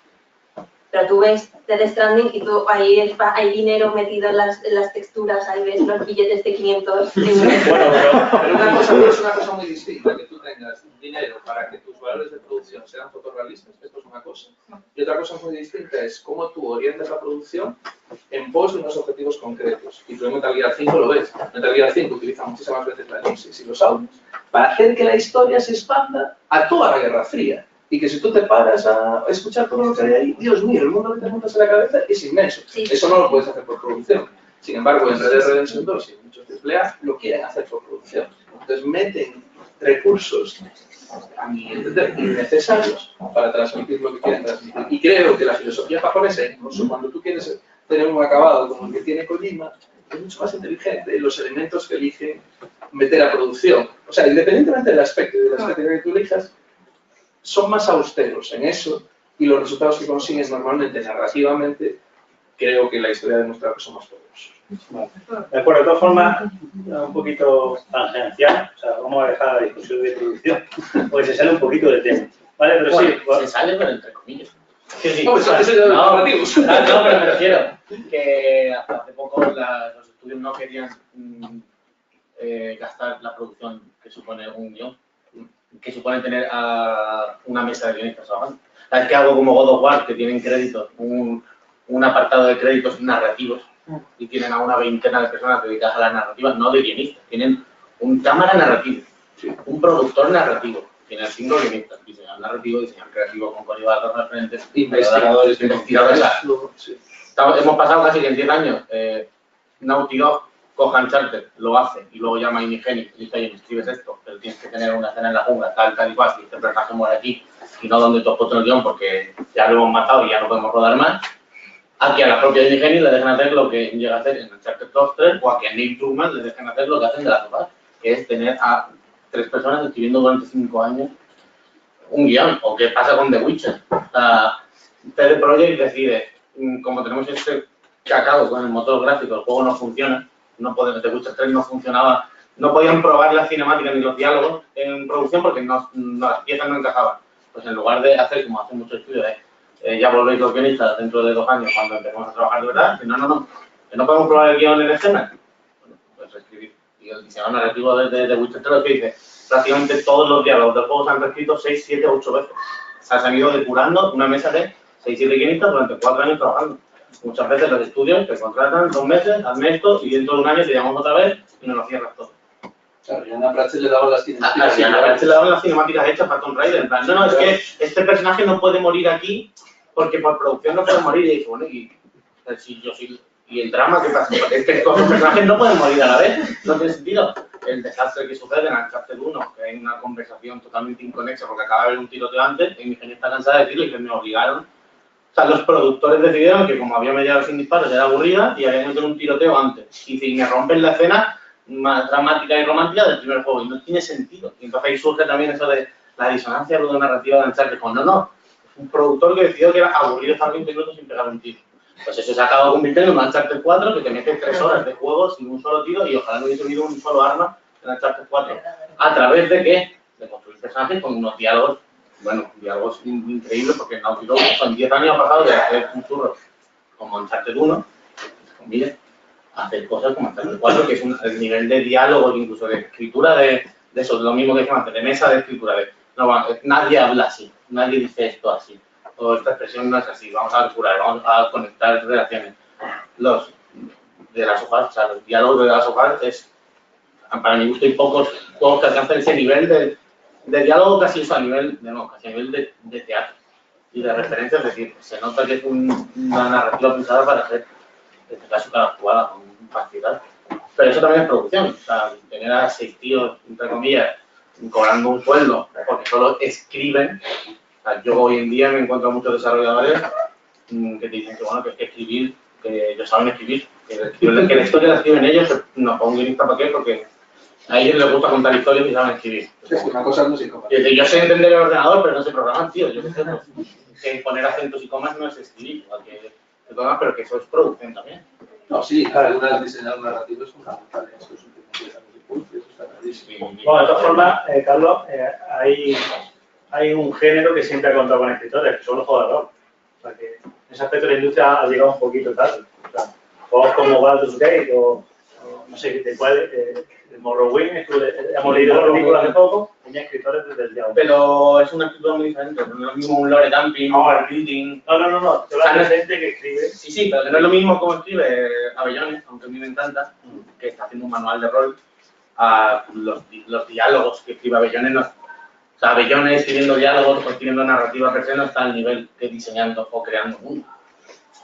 Es que, o sea, no es lo mismo rellenar 15 tomos de la historia de Morrowind en Elder Scrolls, como si fuese solo a Dragonlance, a hacerte 7 líneas de diálogo sólidas. Okay. O sea, no recordamos diálogos potentes del Fate.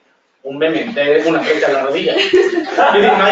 Pero sin embargo, posiblemente cualquier nosotros pensamos en Uncharted o de la sofá y tenemos en ese momento conversaciones de Eli parándose delante de una marquesina y por qué se maquillaban. ¿Cómo? Bueno, ha quedado claro. Bueno, espero que nos perdonen por la caña que le hemos metido a Life is Strange. No, sí, yo soy la primera. Pero en favor de Life is Strange, bueno, que tiene su público, como un juego que quiere vender muchísimo para ser rentable, pues ha dicho, vamos a hacer el típico instituto americano. O sea, no siempre se puede hacer, a lo mejor el Butterfly Soup, pues como un juego comercial no podría funcionar. O sí, ¿sabes? Ahora, hay que tener en cuenta que siempre digo, la producción pues, tiene que ir orientada pues, a ganas pasta. Es lo que queremos. Todo el dinero es el Butterfly Soup de cabeza. Bueno, pues ya me entendéis, que existe un mercado y en el mercado... Mira, yo por ejemplo, una anécdota. Trabajé con un agente de Granada, le quería hacer un diseño ambiental en España y me dice, no, me lo ambienta en América porque es lo que vende. Entonces es que todo el mundo hace zombie en América, encima de la zombie. Bueno, estamos hablando de, como poner lo que quiera, ¿vale? Pero estamos hablando de eso, de los personajes, construcción de personajes. Vamos, estoy muy de acuerdo con lo que ha dicho María sobre la construcción de los adolescentes de Life is Strange. De hecho, realmente yo también creo que tuvo el impacto que tuvo en mi principio porque fue yo más adolescente viendo un amor entre chicas en un videojuego y la verdad es que no necesitaba mucho más para quedarme ya enganchada. Pero quizás sí que me gusta mucho, al menos la forma en la que, por ejemplo, la primera vez que entras en la habitación de Chloe, mucho más allá de a veces las caladas que tienen algunos diálogos en los que es como I'm speaking completamente y entiendo que mucha gente como que termina hasta las narices de Chloe porque a veces como que fuerza mucho ese lado de oh, has hablado con otra, no, ya no quiero ser tu amiga. Pero sí que no sé, como cuando entras en su habitación es como un entorno completamente vivo en la que parece que te cuentan mucho más con la forma en la que tiene colocados los pósters, cómo está doblada la ropa en un cajón que directamente con todo lo demás. Yo creo que por otro lado, como que en Life is Strange te fuerzan las mecánicas como que te invitan a manipular abiertamente a todos los que te rodean, porque la gracia, la forma en la que puedes descubrir sí, conocer realmente al resto de personajes es hablando con ellos, sacándoles directamente, sacando toda la mierda, luego los sacas en el tiempo, le dices lo que quieren oír y de repente todo es maravilloso. Y Max, como que en ningún momento hasta el final se te presenta como a lo mejor alguien que no está haciendo lo que debería, porque claro, solamente estás entrando en habitaciones de compañeras a buscar test de embarazo en basuras. Pero...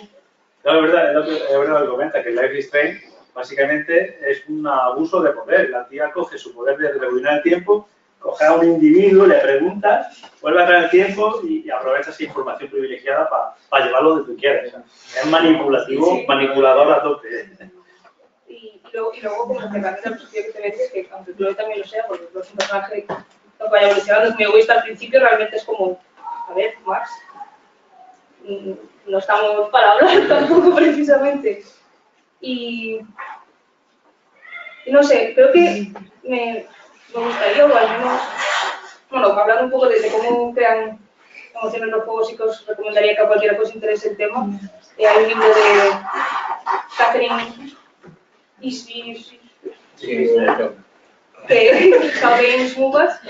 que bueno, habla un poco como de los diferentes elementos o de las herramientas que tenemos desde el campo de los juegos para percibir emociones.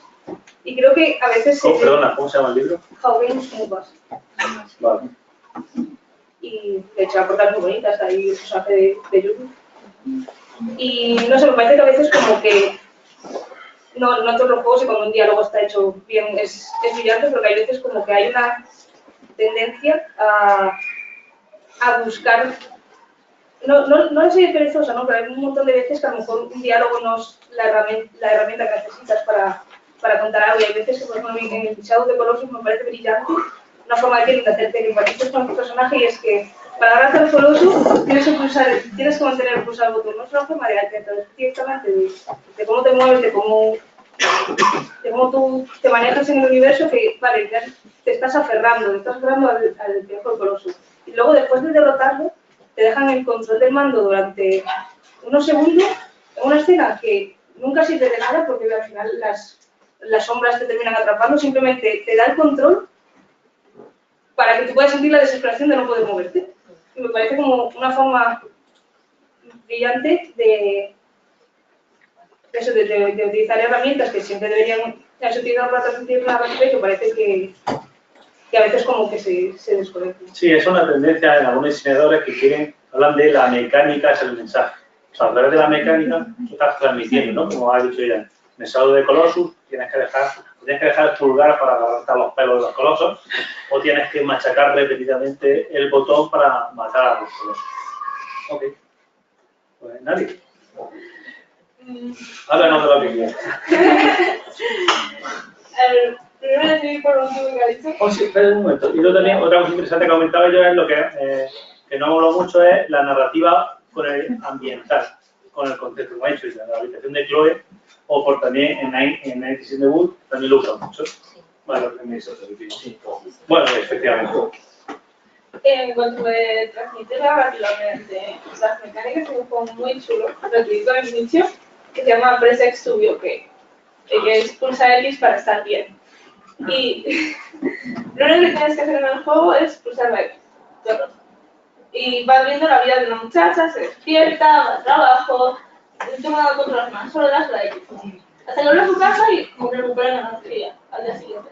Y me parece como una forma muy brillante de expresar lo que es la ansiedad. La constante ansiedad de estar viviendo. Sí, estoy harto de escribir. Pero el tener que aguantarte, en plan, este texto bio, ok, tener que aguantarte para ser como mantener tu nivel de estado socialmente aceptable. Porque en el momento en el que dejas de pulsar la X, te pones plan, has estado bien durante X tiempo. Es como no puedes dejar de pulsar la X porque entonces sabes que va a pasar algo malo. Entonces, Bueno, ¿y qué pasa? ¿Qué pasa si pulsas la X? ¿Cómo? Siempre te sale una pantalla y te dice, has estado bien durante X. Ah, vale. Quedo la última. Ah, bueno. Sí, bueno, vale, ¿qué es verdad? Sí, o sea, es como, has dejado ir tus sentimientos. Okay. Y que me parece un tema súper chulo de cómo producir al jugador mediante el juego las cosas que quieres hacerle sentir en lugar de contárselas. Vale, de acuerdo. Bueno, sí. No sé si estamos justos o... Ah, bueno, podemos cambiar de tema, preguntarte cosas que hacen mal estos juegos que hemos estado hablando, o sea, cosas que tú dirías, yo lo haría mejor, ¿no? O sea, cosas que no te gustan a lo mejor de algún juego narrativo, o si quieres, o si tienes algo en el tintero, cuéntalo. Los juegos de tomar decisiones de Telltale y Life is Strange, lo que no me gusta es que deshumanizamos mucho a los personajes. En lugar de tratar de contarte una historia de esta gente, tienes que intentar entenderla, tienes que vivir con ella, sino que las consideras un objetivo a cumplir. Ah, pues tengo que ir por ruta A, por ruta B, por ruta C. Y al final se convierte en un solo objetivo, en lugar de realmente personajes con los que quieres pasar el tiempo, con los que quieres pasar el rato. Como Life is Strange, puedes cambiar las cosas que has dicho para manipular y conseguir el mejor resultado. Creo que, o sea, aunque el guión puede estar muy bien, las mecánicas te dejan hacer ver que está perfectamente guay simplemente manipular a la gente de tu alrededor para conseguir lo que tú quieres. Igual que los diálogos de cualquier juego, por ejemplo, Mass Effect. Siempre sabes cuál es el diálogo bueno, cuál va a ser el diálogo que haga a la otra persona sentir bien y que te dé lo que quiere. Sí, eso es interesante porque, como hemos hablado mucho hoy a lo largo del día, que los diseñadores quieren impactar y las decisiones son importantes. Eso nos lleva a una cosa que el jugador va a querer optimizar. Y sucede en muchos juegos que los personajes no son personajes, son recursos a exprimir, ¿vale? Como si fuesen vacas lecheras. Y eso está un poco regular. Eso, por ejemplo, pasa mucho en Dragon Age. Cuando tú tienes un objetivo amoroso que te quieres ligar a la bruja buenorra o al elfo sexy, pues te puedes coger y empezar a hacerle regalos como si fuese una máquina de tragaperras para aumentar el medidor. Entonces, en cierta manera, los juegos están como quieren que el poder de la decisión y el poder de la agencia esté en el jugador. Los personajes son meras máquinas tragaperras, una crítica para los juegos de From Software. Dark Souls son máquinas tragaperras, están ahí para dar recursos. Si los matas, aparece una lápida y puedes pedirle más recursos a su fantasma. Tampoco ridículo. Entonces, en ese aspecto, habría que empezar a pensar ya no solo de la motivación y la agencia y el poder de decisión de los personajes. ¿Qué pasa con los personajes secundarios? No, del protagonista. ¿Qué pasa con los personajes secundarios? A mí, a pesar de que he criticado Dragon Age, me pasó una cosa muy curiosa con la bruja buenorra, con Morrigan, creo que se llamaba. Intenté ligármela y luego resulta que al final ella, yo llevaba una elfa y ella no era lesbiana. Entonces me dio un chasco muy bueno. Eso me encantó. Vale, sí. Pues en ese sentido, o sea, el hecho de que nunca los personajes secundarios te intentan dar una personalidad, pero al final nunca tienen límites. Puedes explotar todo lo que tú quieras, puedes modificarlos como quieras. Y realmente me gustaría ver algún juego realmente basado en relaciones humanas, porque no solo en el momento en el que conviertes al otro en un objeto, ya no vives tu experiencia, tu juego, tu partida. No vives, o sea, no te sientes que eres una persona con personalidad en un mundo. Eres un jugador explotando y quieres llegar al 100% de logros. Claro, o sea, el mundo no refleja ni su personalidad ni nada. De tu propia persona, de tu propio jugador, pues no, yo quiero ser bueno, ser tal. Pues a mí me gustaría que el mundo reflejase eso, lo que yo siento, lo que yo intento lograr en los personajes y no ser simples recursos, porque también rompe mucho la experiencia. Vale, de acuerdo. Iris, cosas que no te gusten de algún juego narrativo o cosas que harías que se pueden mejorar. Pues yo, o sea, siguiendo un poco con el hilo de decía Nario, al menos a lo que me ha evocado es que eso al menos como que en muchos juegos siento que el universo termina cuando termina la historia. Y echo de menos como sentir mundos vivos, porque quizás, o sea, por ejemplo, yo sé, Es que en cuanto hablaba nadie me he acordado del presunto igual. Porque es un juego que al menos no consideraría narrativo por sí, sin embargo, aunque la historia me interesa menos uno, porque un juego que te premia por explorar todo el mundo, lógicamente la prisa de ir a punto de Zelda, pues como que poca. Y me da la sensación de ir recorriendo el mundo y de sentir que el mundo tendría exactamente el mismo significado si yo no estuviese jugándolo, y de ir entrando a nuevos territorios y ver que los NPCs están viviendo su vida, que tú llegas por ahí a tocar las narices o a existir, pero que siga habiendo como algo detrás, ¿no? O sea, me gustaría llegar a un punto en el que hubiese un universo en el que tener mi personaje y desarrollarme en él, que no sé, porque sí, todos los NPCs, esto luego si hablas con ellos, la verdad es que profundidad no tienen mucha, pero ojalá lograr algo así en lo que los personajes si realmente estuviesen todos los. Bueno, tangencialmente, no sé si tiene la relación con lo que estás diciendo, pero que la mayoría de estos juegos son fantasías de poder. Tú lo que quieres es el ser más poderoso del planeta para vencer al malo. En un universo más vivo podríamos ser uno más. No sé si tiene algo que ver. Sí, tangencialmente. Ya directamente se supone que la misión de Link es ser elegido, ¿no? Y derrotar a Ganon. Y yo cuando estoy jugando al Breath of the Wild, lo que menos estoy pensando es si habrá Ganon para nada.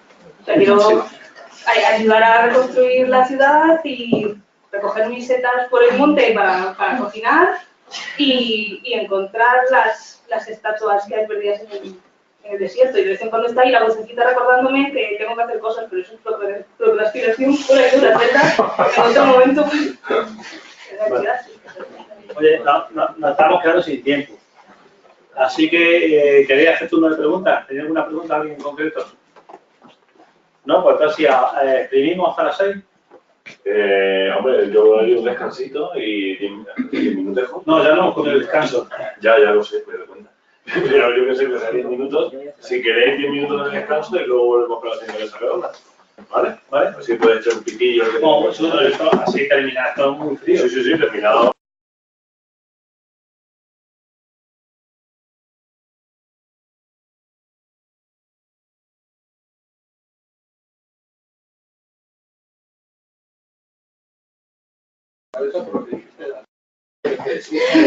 Me parece que no soy el único, porque los NPCs de Dark Souls precisamente se diferencian radicalmente de los juegos de rol porque tú vives con ellos. En Dissidia no sé si lo habrán mejorado, pero en Dark Souls son máquinas de repetir el mismo mantra. Por ejemplo, la heráldica del fuego que te hace subir de nivel. Pero esos son personajes. Es súper pesado diálogo. Los NPCs de Dark Souls, de hecho, se conectan con la historia principal del juego, suceden en acontecimientos muy concretos y ninguna de sus recompensas son, digamos, de gameplay, sino y esto lo que hemos jugado a Dark Souls lo sabemos. No estoy de acuerdo, pero lo discutiremos en otra ocasión, ¿vale? Creo que no es una cuestión de estar de acuerdo o no, sino que de dar una descripción más exacta. Que no estamos de acuerdo, pero no pasa nada. No pasa nada. Lo mismo estoy equivocado. ¿Alguien más quiere decir algo? Yo tengo una pregunta. Sí. Sobre el Life is Strange. Sí. Y yo quería preguntar, cuando se dice pues, que Max manipula y Max es hipócrita en muchas ocasiones, que si eso no puede tener que ver con que los personajes que propone Life is Strange son de hecho personajes imperfectos y como tal humanos. Porque de hecho, si os acordáis de la exposición fotográfica de Max y tal, el tema es héroes cotidianos. Es decir, héroes, no los grandes héroes que hacen todo perfecto moralmente y que son gloriosos, sino cotidianos del día a día, imperfectos. Pues tenéis que ver también. Bueno, ¿sabes qué comentar? Bueno, yo creo que salvo lo de hipócrita, explota a la gente, pero hipócrita no creo que sea más. Pero, hombre, a veces. No, pero sí, yo creo que el juego va precisamente de eso, ¿no? A ver, sí que... Muy brevemente, vamos a despedir. Vale. O sea, me acabo de gritar la cabeza. Pero O sea, yo creo que o sea, sí que tiene sentido, aparte de más siendo un personaje adolescente que realmente tampoco le está dando un segundo o unas intenciones ocultas realmente, creo, al hecho de manejar a la gente y es el propio videojuego el que te lleva a esa situación, pero sí que me parece que en la última parte del juego, como cuando te expones a tanto las consecuencias de un lado como las consecuencias de otro, y cuando tienes a todos mirándote en plan de has hecho todo lo que has querido, yo creo que sí que, no sé, por lo menos a mí me hizo pensar porque realmente sí, me permitió ver más cosas del juego, pero no necesitaba haberlo hecho para poder haber llegado hasta el final. Y creo que no te he contestado. Estamos sin tiempo, Nari, muy rápido. Venga. Quiero decir que Max no es un personaje per se, Max eres tú. Eres tú quien manipula y quien tiene el poder para manejar a los otros. Es el juego el que te da todo el poder y así es como tú deshumanizas a los demás, a los otros personajes. Y creo que eso les quita mucha profundidad. Porque si tú haces algo malo y el personaje se cabrea y simplemente lo cambias, le pierdes tu respeto. Pero todo. Bueno, que bueno, no hemos quedado sin tiempo. Os levantado, muchas gracias.